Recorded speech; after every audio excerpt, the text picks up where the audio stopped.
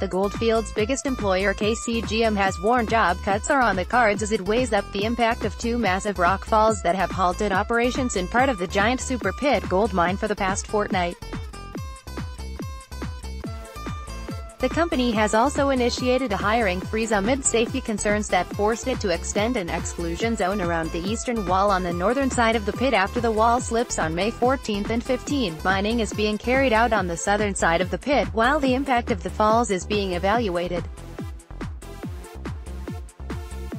KCGM General Manager Cecile Thaxter briefed staff yesterday and said the reduction in its mining rates would have an impact on the size of its workforce. Our experts continue evaluating the rock fall and the subsequent safety precautions that have been implemented, to understand how it will impact mine planning and sequencing going forward, she said. In the meantime, mining rates will be reduced as we work to develop these plans. Based on those measures, there will be an impact to the workforce numbers at KCGM for both our employees and our business partners, which continues to be defined. Stunning pictures. What does a mega Kalgoorlie Super Pit rock fall look like? The Mount Charlotte underground mine, Gidgee processing plant and Fimiston processing plants continue to operate as normal. About 1,000 staff and contractors work at KCGM, but the company declined to say how many jobs were in the firing line.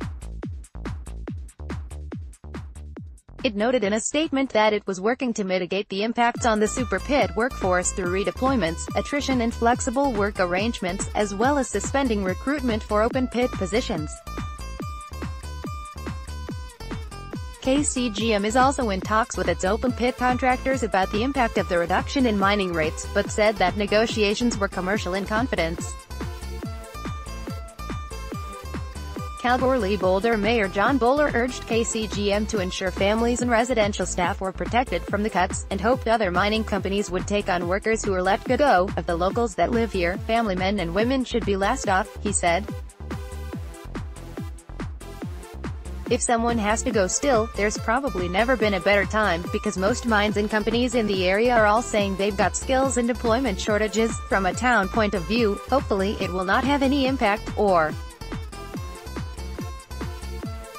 minimal impact. KCGM is waiting on approval to start a cutback on the southern side of the pit later this year, which will extend open pit mining to 2026, with mining in the current Golden Pike area expected to wrap up by 2021.